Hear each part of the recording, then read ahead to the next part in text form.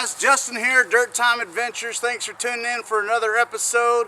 And this is Pathfinder Phase 1, Block 2, Part 2. So I'm so glad you once again are tuning in. Today I'm going to be building a lofted bed or a raised platform for a bed.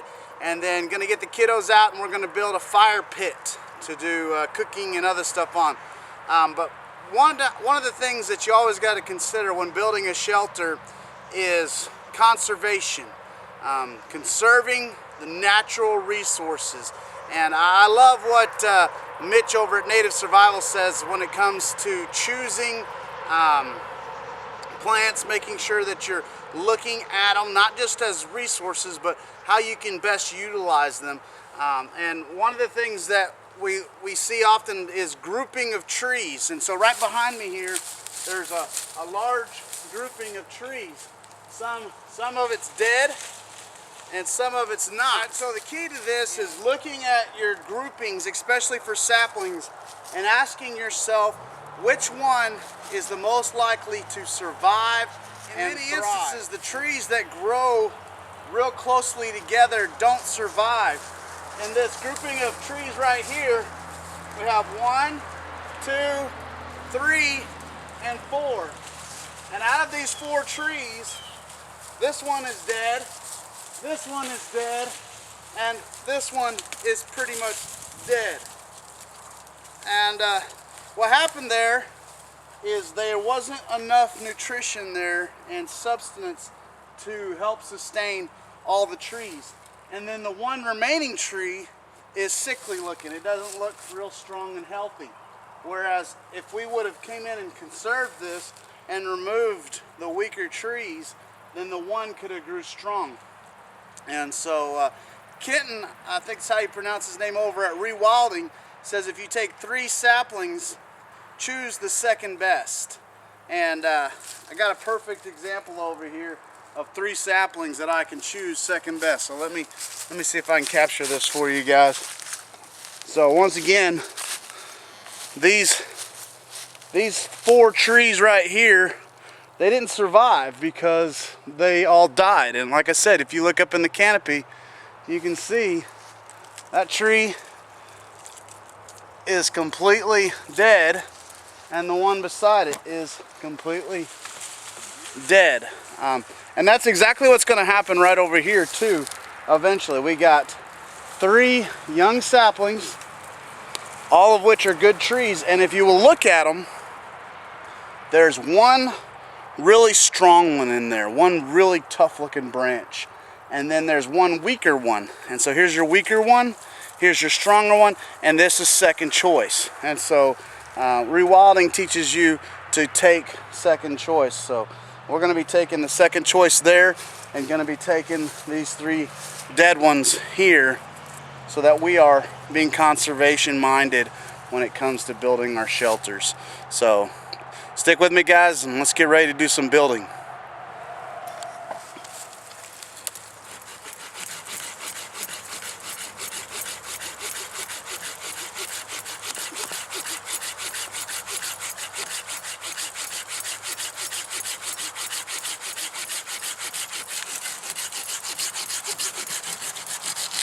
Whenever possible, be sure to save your resources instead of just cutting every little thing. See if there's stuff you can break down, especially the dead stuff. So we'll give this a shot.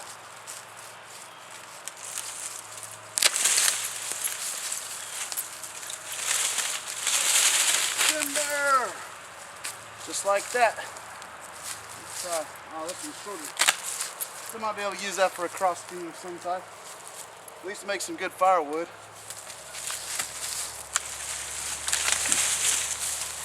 Timber! Timber! As you can see here, there's tons of topless trees here where they're just died out and not useful anymore for the nature, but they make great shelters, and you don't have to use your saw. So let's see how many we can get real quick. 1,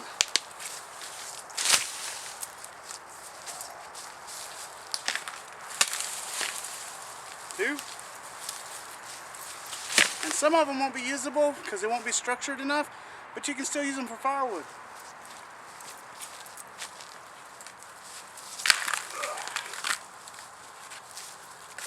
Three.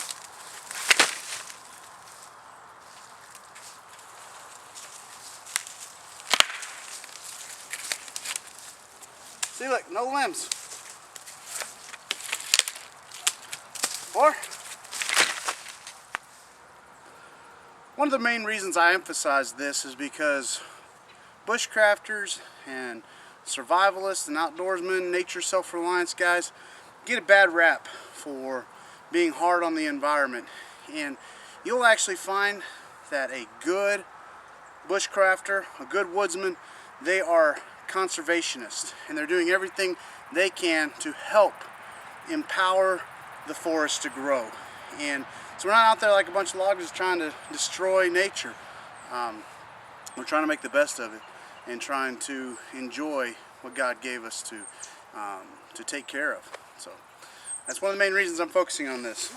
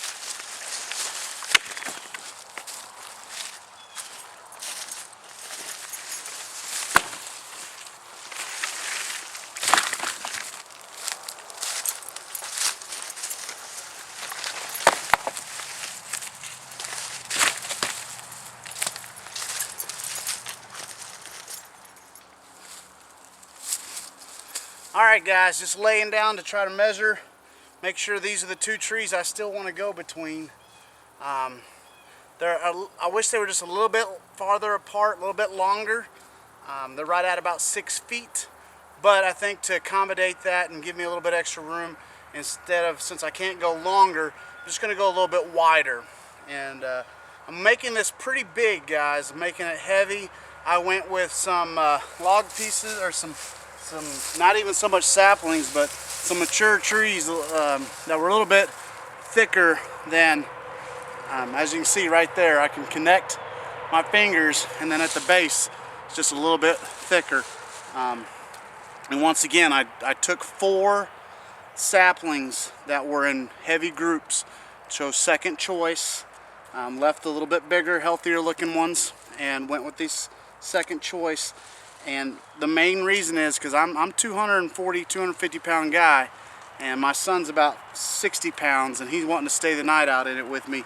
So it's going to need to be able to hold over 300 pounds, and so it's going to be cool. We're going to be doing kind of a hooch style shelter, lofted bed, lofted platform, and what that's going to do is allow me to make a leaf mattress. And I took a lot of these ideas from Rob over at Sigma 3, and I'm kind of wanting to do a modification to it to make it wider, and so I'm going to make it more of a lean-to. His was more of an A-frame, and so I'm going to make a little bit more of a lean-to, and what that'll do is that'll create more of an elevated angle, so I can put my gear behind me, or I can squeeze in tighter if it's really cold, or it's going to be enough room for me and my son both to lay in there.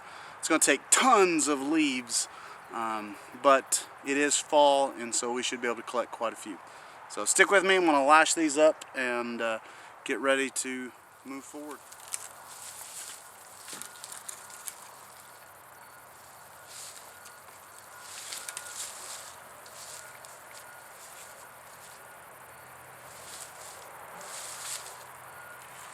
Alright guys, so I'm going to be utilizing, there's a little branch here that I was using to hang my bag on.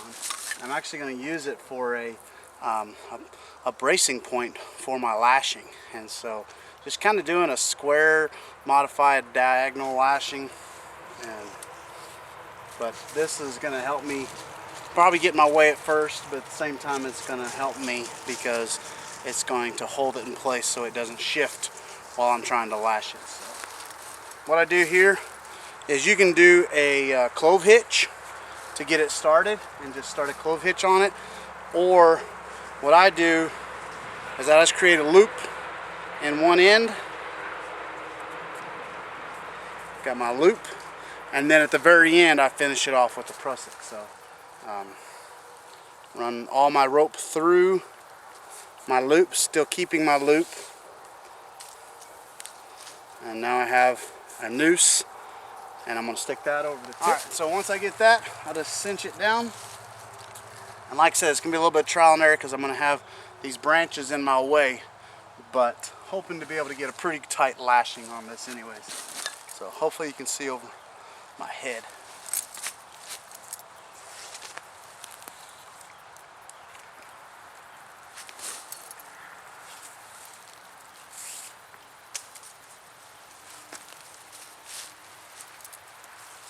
I'm going to do 3 one way and then 3 over the other way.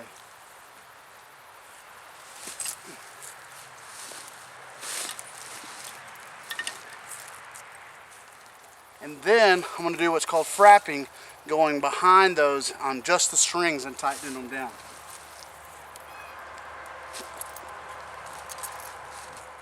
And there's tons of videos on lashings and frapping. And a lot easier to see when you're not actually doing it. Alright, and this is where I will tie my clove hitch off right here at this point here. I'll come in a little bit lower so you might be able to see it better. And I'm just making an X fashion. Let me see if I can get the camera and you can see this. Alright, so my clove hitch, I'm just making an X fashion, and then my tail end is just going between the two. So, alright guys, got both my lean-tos latched. Can hold all my body weight. And that's what I'm looking for. If they can hold my body weight on one, I'll definitely be able to hold it on two. And then got this cross member here.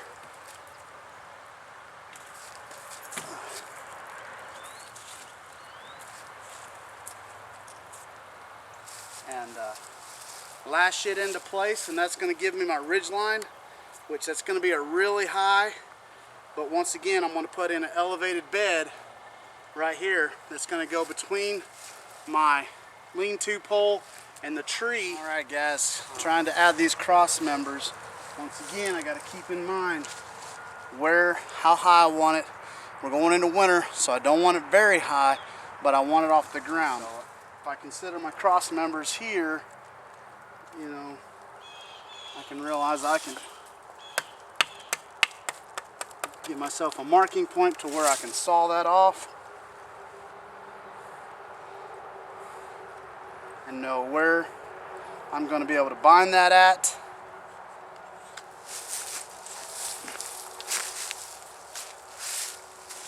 Just using my leg as a vise.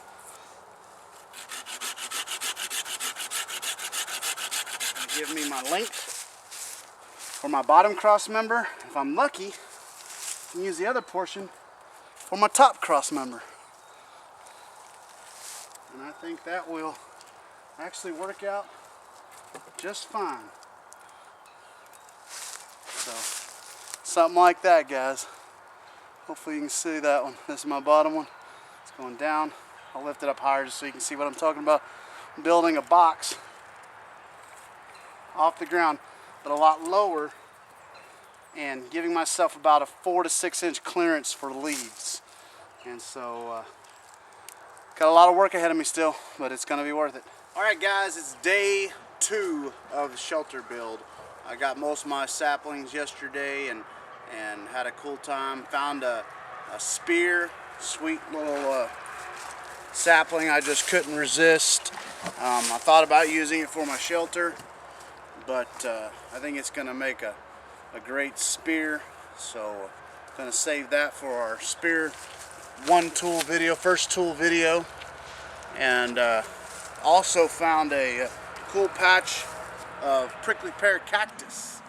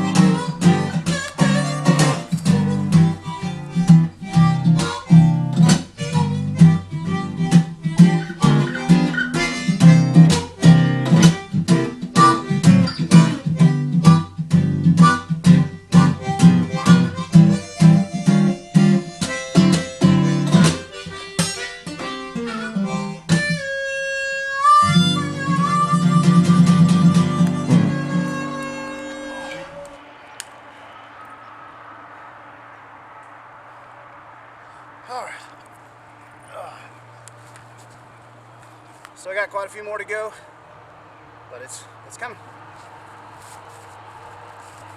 Better get ready to wrap it up. I'm pretty much finished with my lower platform. Got almost everything lashed down. Need to run some lashings along the sides, but other than that, pretty much wrapped it up, guys. Got it all done. Only thing I'm going to do before it starts raining is put some cedar boughs on it, and that's going to kind of help keep the bugs away and also provide some cushion. So it's been a good time. Had a great time building it. Guys, I tell you, a lot of it's trial and error.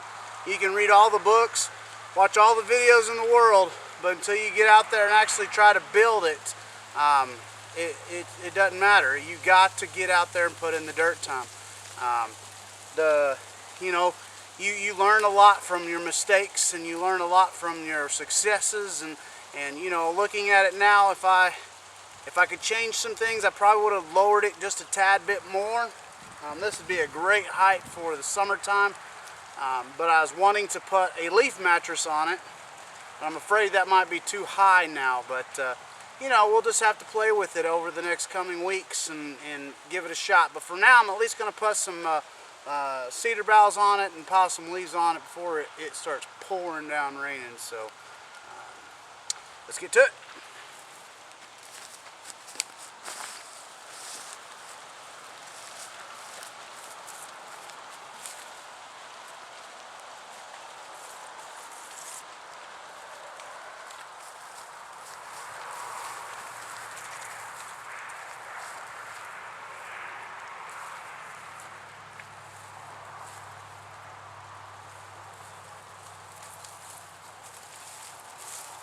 That one got in there.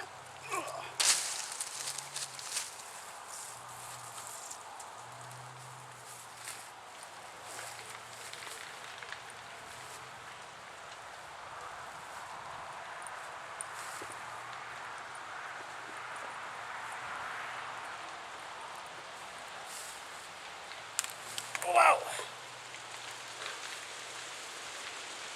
Oh, here it comes. The rain is coming.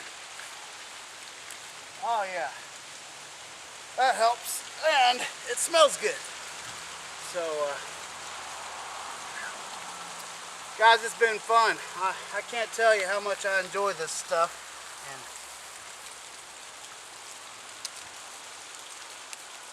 and I can't wait to just see where it leads. If anything, it's just going to provide me a lifetime of fulfillment, and that's all that really matters, guys. It's about making the best of your life and enjoying every bit of it, and stop taking it for granted.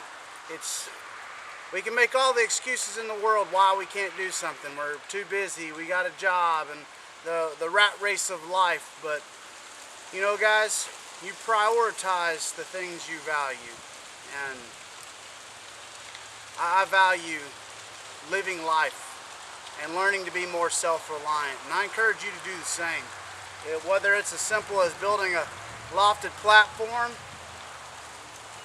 or as just simple as taking your family out camping, guys, you just got to get out there and do the things you love and enjoy.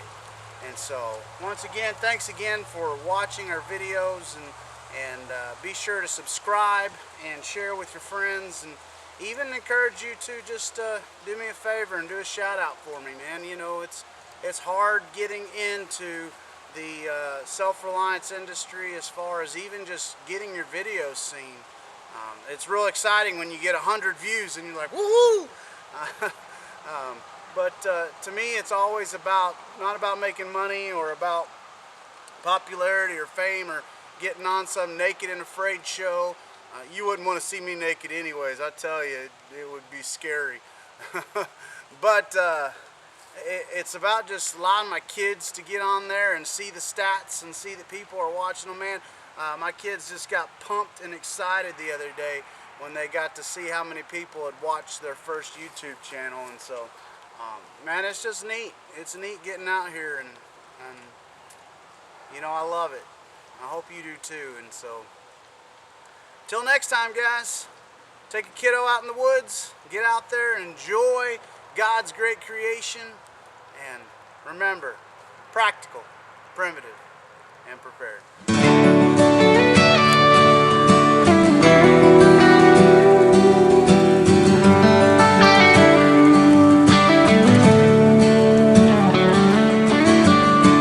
Leaves are turning, there's a chill in the air. Campfires are burning, we're gathered round in chairs.